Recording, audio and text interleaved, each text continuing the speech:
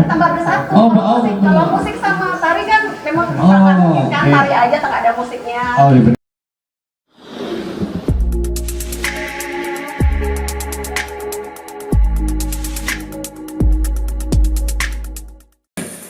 Assalamualaikum warahmatullahi wabarakatuh. Balik lagi di halaman belakang, kita bincang-bincang di halaman belakang nih. Kebetulan sekarang kita punya dua narasumber. Alhamdulillah kedatangan dua narasumber dari tradisi. Ada Pak Harun dari Sanggar Budaya Pelangi dan Ari Sulistiawati. Okay.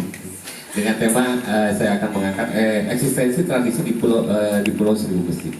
Eksistensinya karena agak unik juga, Lombok itu sebagai sudah jadi ikonnya Seribu Masjid, tapi tradisi ini bagaimana dinasinya, gitu kan? Oke. Tapi sebelum kita masuk ke segmen bincang-bincang, ada teman saya Faris Hasan. Oke, Faris Hasan. Oke. Faris Hasan akan membawakan beberapa dulu biar agak tenang gitu nanti wawancara itu. Oke, gitu. Silakan.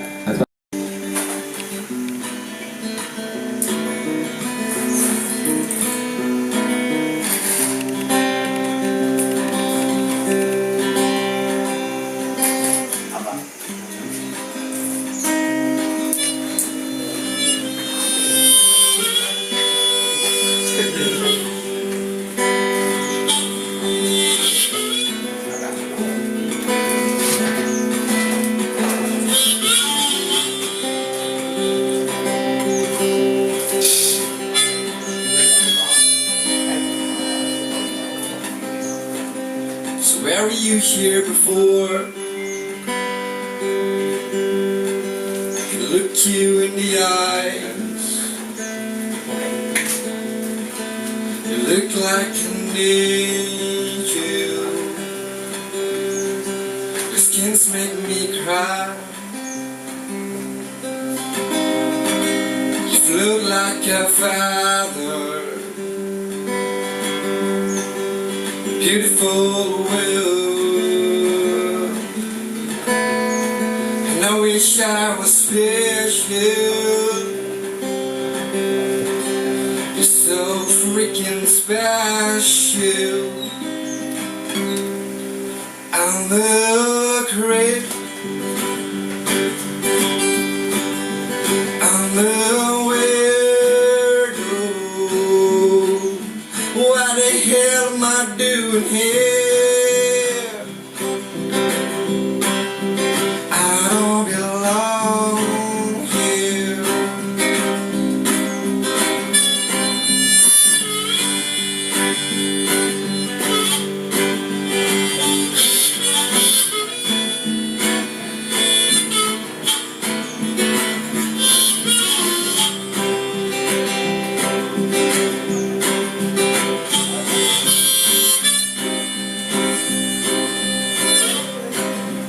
Carry if it hurts. Just want control. I want perfect body. I want perfect soul. I want you to know this.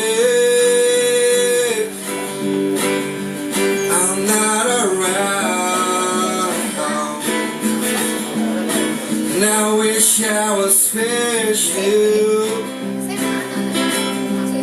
You're so freaking special. Oh, and she is running out. She's running and she is running. Just run, run, run.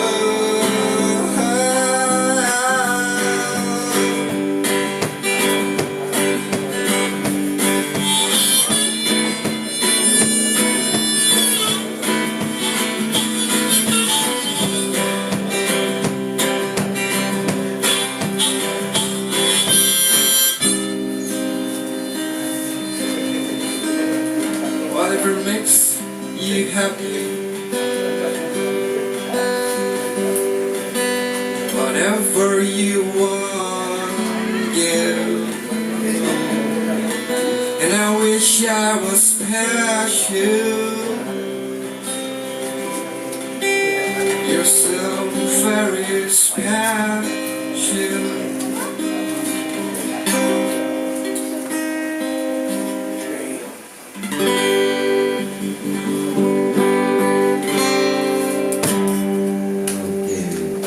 Dari mana itu? Dari sama kan? Apa itu? Klip ya kalau Itu salah. tadi lagunya Radiohead, Radiohead, sebuah band dari Britania sana. Judulnya Creep. Jadi saya merusak lagu mereka. Ya. Salam kenal, saya Pak Hasan. Semuanya selamat menikmati sore ini. Semoga acara lancar. Terima kasih sudah mengajak saya. Enggak, tapi kan kita ngomongin tradisi nih, kan? Yap. Oke. Apa yang Nana tahu soal tradisi di Lombok? Apa aja? Kan lu mainin gitar nih kan, ini kan bukan tradisi nih, ya nggak? Kan mainin Tradisi. tradisi yang kamu ketahui? Itu masa itu kenali juga. Tradisi. Prantupa itu termasuk tradisi nggak sih? Iya. Bisa jadi Prantupa, ya Prantupa. Itu udah lama ya? Udah dari zaman Zaman kamu kecil ngalamin hal itu? udah dari dulu sih itu perang tupat di daerah Narmada Lingsar gitu ya kalau nggak salah ya. Jadi ada umat beragama antara Hindu dan Muslim, mereka bersatu di sebuah tempat merayakan sesuatu, terus puncak selebrasinya itu dengan saling melempar ketupat gitu. Itu momen yang dahulu masih kecil terekam Saya sekarang pernah gitu. nonton, pernah saya diajak nonton sekali waktu teman saya. Ah ya. Terus saya sembunyi karena takut kena tembak tupat. Kena ketupat. Besar soalnya tupat. Oh gede ya. Besar. Tapi kan nggak bikin benjol kan? Iya, ya bisa kita bawa pulang tuh, tapi pas kenanya lumayan. Kenanya karena oh ya. Oke, terima kasih Pak Rizatan udah ini kita balik ke halaman belakang bincang-bincang. Kali ini saya punya dua narasumber. Oke, selamat datang Pak Harun, selamat datang Mbak. Saya panggil Mbak Ari. Oke, Mbak Ari, selamat datang di halaman belakang. Ini episode ke-6 halaman belakang. Alhamdulillah makin kesini kita akhirnya bisa mengundang dari orang-orang tradisi, gitu kan ya. Kebetulan Pak Harun sebagai ketua sanggar, apakah pemilik sanggar ini? Ketua sekaligus pemilik sanggar. Oke, saya akan ke Pak Harun dulu. Oke, gimana Pak kesibukannya sekarang selama pandemi ini Pak? Ya, Assalamualaikum warahmatullahi wabarakatuh. Sebelumnya terima kasih atas undangan mengundang saya untuk berbincang-bincang bagaimana tradisi sebenarnya sama pandemi. Kita akui memang sama pandemi ini kegiatan kita, khususnya di kegiatan tradisi ini memang agak berkurang. Itu pengaruhnya sangat besar bagi kami yang pelaku seni tradisi ini memang sangat berpengaruh sekali. Karena paling tidak, sekalipun itu bukan artinya bagaimana pencahayaan kita, tapi paling tidak itu sebagai penunjang di samping tidak sebagai sebagai pada pilihan kita yang reguler, yang utama. Kalau pengaruhnya memang sangat berpengaruh sekali, terutama bagi kami. Ada kegiatan kan? Tidak sepadan sebelumnya. Oh, oke, tidak sepadan sebelum pandemi. Oke, gitu ya. Nah, kesibukan Mbak Ari ini apa nih sekarang nih? Saya Selain menari. mengajar di sanggar sendiri.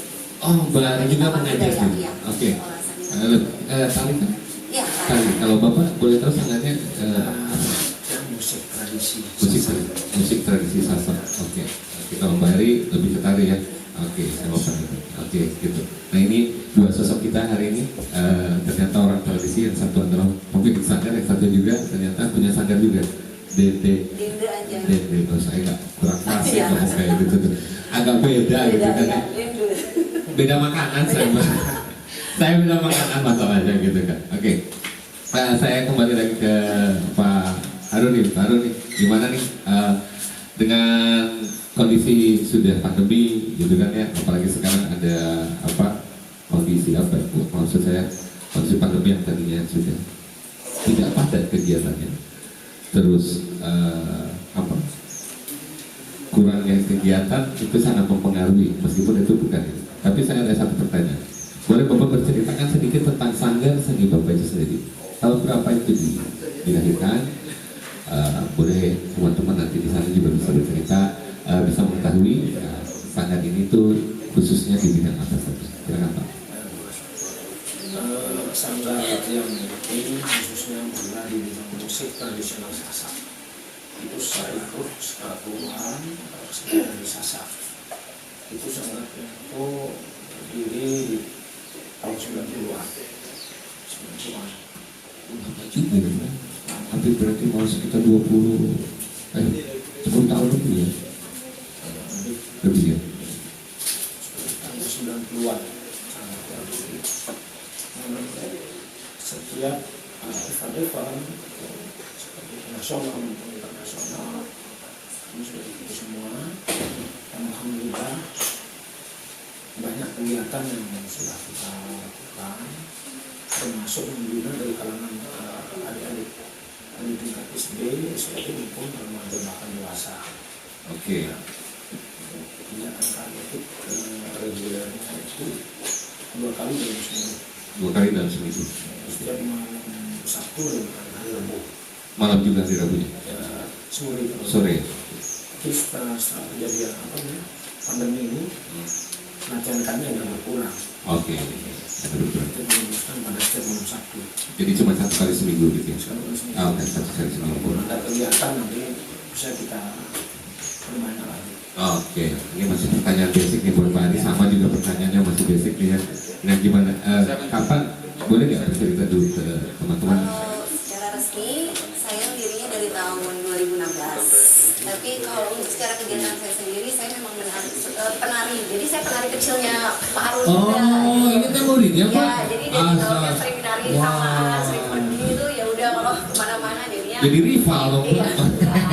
Malah bertambah bersatu. Kalau musik sama tari kan memang bersatu. Kan tari aja tak ada musiknya. Oh iya benar juga sih ya. Kira itu jadi rival juga. Iya, karena jadi lebih solid kitanya. Oke, jadi tahun 2016. Yang secara resmi mendirikan untuk anak-anak belajar ke Sanggar saya. Oke. Buka kelas. Berarti kita sudah 5 tahun ya? 5 tahun ya, udah lama. Udah lama juga ternyata muridnya Bapak. Ternyata di sini. Waduh. Nah Pak, ini pertanyaan dari saya Pak ya. Itu kan kita tahun 90-an. Apakah Bapak memang menyukai musik tradisi, akhirnya membentuk sebuah sanggar? Tujuannya apa sebenarnya Pak? Bapak membuat sanggar itu kan pasti punya tujuan, punya visi, punya misi dong kan? Nah boleh Pak. Yang pertama, saya niat saya sangat pribadi membuat sanggar dari tahun 90-an itu ingin menarik perhatian terutama adik-adik kita temannya. Ini yang kalau kalian perhatikan itu kurang minatnya terhadap kesenian tradisi. Oke. Nah, yang kedua itu untuk mengalihkan kegiatan-kegiatan yang agak yang negatif. Oke. Ya, karena seringkali terjadi kegiatan-kegiatan yang muda adik ini kadang-kadang dia numpang dan yang buat sanggar itu dalam satu wadah temuan agar mereka tidak bisa, kalau tidak secara langsung mungkin bisa mengurangi lah. Oke. Itu juga Tujuan pertamanya ya. Tujuan pertamanya. Nah kalau Mbak? Kalau dari saya sendiri tuh mencintai tari tradisional kita. Oke. Jadi dari saya kecil melihat orang nari itu rasanya ikut-ikut bergerak. Jadi saya belajar otodidak, jadi saya nggak belajar secara ininya. Tari apa aja? Saya tradisional Nusantara sih, alhamdulillah beberapa. Dari Kalau yang dari awalnya saya memang tari tradisional Sasak dan Bali. Oh dari tradisional Sasak dan Bali. Oke. Dulu bandel nggak Pak? Kan murid nih Pak. Bandel nggak nih Pak? Apakah ini termasuk remaja pada saat itu yang harus cewek gitu kan? kalau dulu Mbak ini dari SMP. Dari SMP? Ntar dia pulang sampai pulang tuh dianterin. Kita masih zaman-zamannya dulu mau mobilnya tuh masih pakai bemo gitu, Oke. mobil. Oke. Kita di atas jadi gabung sama penabuh di belakang, Oke. ketawa-ketawa sama-sama gitu. Oh, Jadi gitu ya. udah bener-bener solid. Dari kan. SMP? Iya. Mbak Ari belajar sama Iya. Bapak. Oh, oke. Satu tim. Satu tim. Kita bareng. Satu tim ya. Oh, oke.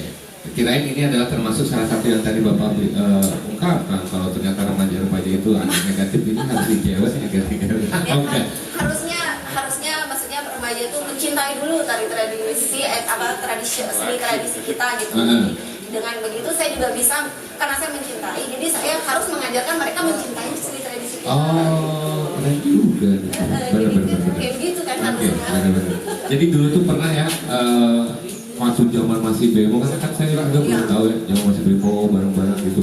Punya nggak baik dari Mbak Ari atau Pak Harun gitu ya, pengalaman suka duka pada saat manggung di luar atau kayak gimana, pernah nggak punya pengalaman? Boleh dong atau cerita gitu, kayak misalkan ban gembos tapi tiba-tiba kita harus jadwal main di sana udah dikejar gitu. Iya, Sering kayak gitu.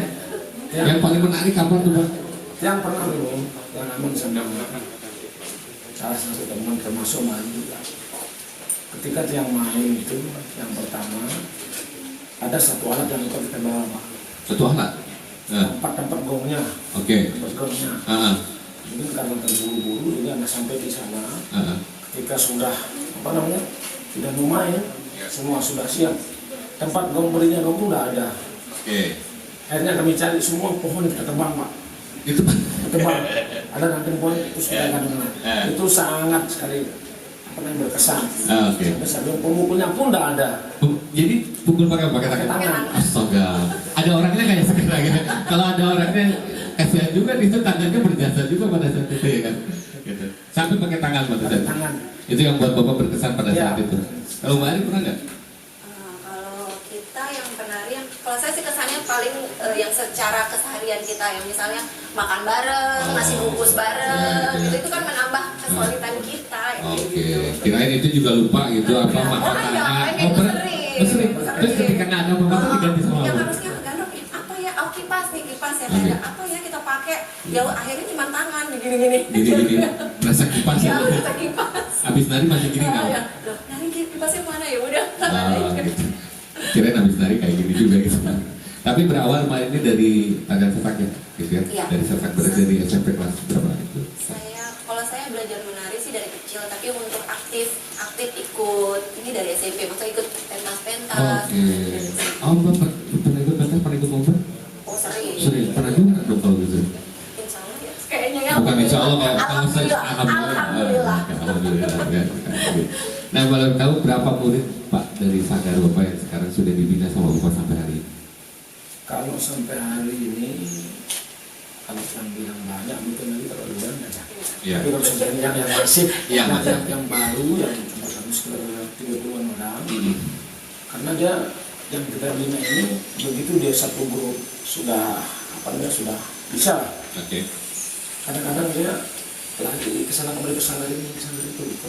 Oh. Kalau menampung kan diminta Iya. sana sini. Oh. Karena kan di Mataram ini memang ada sanggar.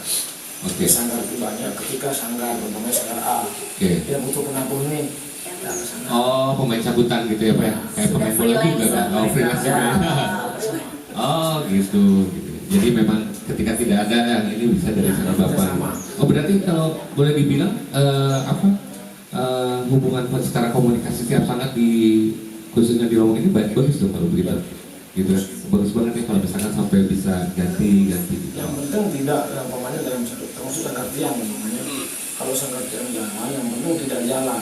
Tapi kalau dia tidak jalan bisa kita kerjasama. Umpamanya sanggar A ini jalan, sanggar tiang nggak jalan, nah bisa lah minta tolong ke sana. Oke, gitu. Asik juga. Termasuk berarti Mbak juga waktu dulu juga ikut sanggar itu dong nari gitu kan, ikut sanggar gitu. Oh, gitu. Siap. Nah, ini kan ada yang menarik nih Pak. Ini berarti sekitar hampir 10 tahun lebih ya eksistensinya ya, dalam seni tradisi musik ya Pak ya. Musik itu musik tradisi di era yang sekarang sedang wah gila Pak, udah digitalisasi nih Pak ya. Gila. Anak muda juga sekarang mainannya gadget dan segala macam yang dulu punya tujuan untuk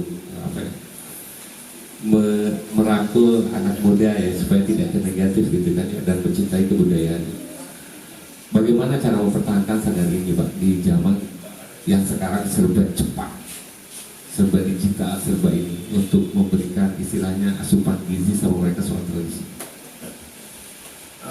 Yang pertama untuk memberikan minat kepada adik-adiknya. Yang pertama itu kalau dari bidang pribadi itu ada beberapa salah prasarana yang mendukung daripada kegiatan tersebut. Itu yang pertama. Kemudian yang kedua, perannya pemerintah. Peran pemerintah. Peran pemerintah ini sangat penting sekali. Oke. Ya, untuk memberikan dorongan lah, mungkin apakah itu secara materi, kemudian untuk adik kita ini. Itu yang sangat penting sebenarnya. Itu yang alami sampai dengan saat ini. Karena artian selaku yang lembaga sanggar itu coba terus untuk membina adik itu. Cuma itu ya. Kendala kita seperti itu. Dengan pemerintah ini memang sangat penting sekali. Minim kalau dibilang ini.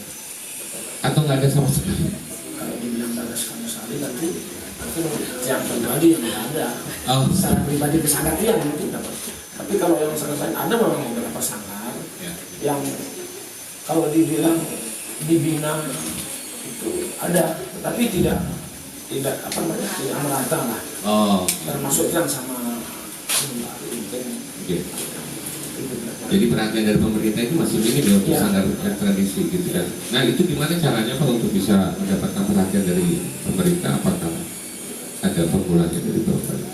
Kita sudah mencoba dengan salah satunya mungkin kita langsung mendapatkan buka sudah coba dengan beberapa termasuk dari sisi pemerintah.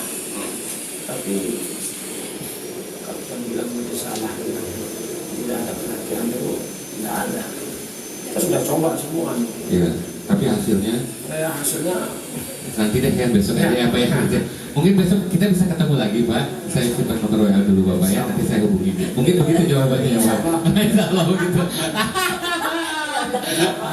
Oke, berarti sebenarnya peran pemerintah itu penting untuk mempertahankan seni tradisi ya Pak. Berarti secara selama 10 tahun ini sanggar Bapak ini berarti hampir 85% itu menggunakan pribadi ya Pak.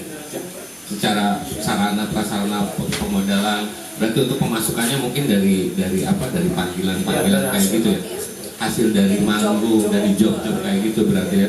Wah ini pemerintah juga harusnya agak ini juga ya membantu, karena ya itu yang saya sangat menarik ini kan culture di Lombok ini kan identik dengan 1000 masjid gitu. Nah kadang-kadang suka berbentrokan lagi nih dengan yang namanya tradisi. Pernah nggak Pak mengalami sebuah bentrokan? Pernah. Oh iya kan? Pernah. Sesuai dengan apa yang tadi disampaikan bahwa Lombok ini adalah dengan Islam. Betul. Tapi ada terkadang ini pengalaman yang pribadi. Iya pengalaman pribadi. Yang pernah bukan mau kan Oke. Yang pernah ke Malaysia. Oke. Aku dulu pernah bawa kari dengan beli semuanya. Dengan beli semuanya. Yang seharusnya kalau kita berbicara pakem musik dengan beli itu, harus pakemnya kan sudah ada. Tapi kita terkendala dengan dana, anggaran.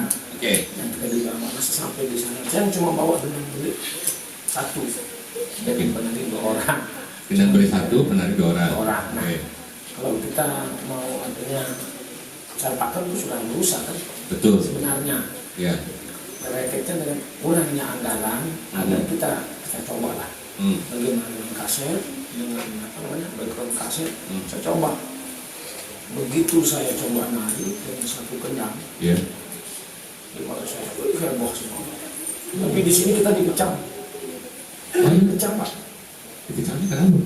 Kita bilang wah ini paham ini rusak ini ya udah ini merusak. Ini merusak budaya Lombok ini.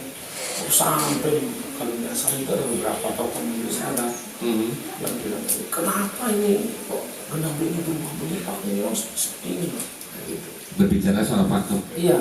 Padahal pada dasarnya adalah karena anggaran. Padahal sebenarnya bisa aja pakemnya diambil semua ya, kalau anggarannya ada. Iya. jelaskan genang itu seperti ini. Oke. Kenapa satu itu pun kita jelaskan Oke. di sana. Ah, Nah, akhirnya itu agak bentrok. Nah. Oke.